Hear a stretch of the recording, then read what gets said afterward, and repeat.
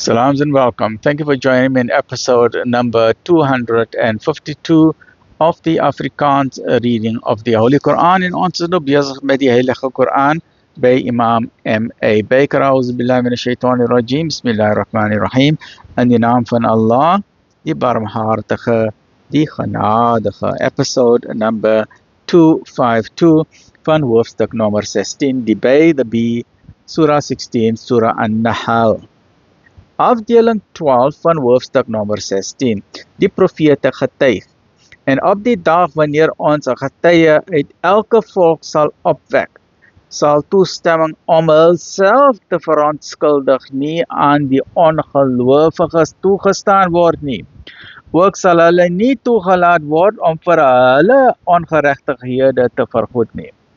En wanneer die kwaaddoeners die straf 'n werklikheid sien word, sal dit vir hulle nie verlig word nie. En aan hulle sal ook nie uitstel verleen word nie.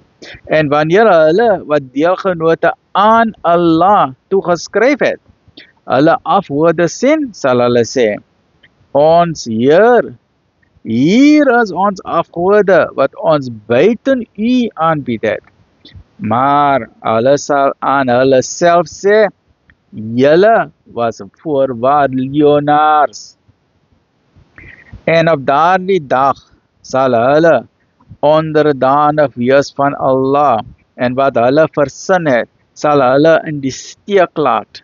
Hulle wat nie glo nie, en ander van die weg van Allah afhou, ons sal nog meer straf by hulle straf voeg, omdat hulle onheil gesaai het. En dink aan die dag wanneer ons sonder elke volk 'n getuie teen hulle uit hul midde sal opwek. En u, wie is u? Die profeet.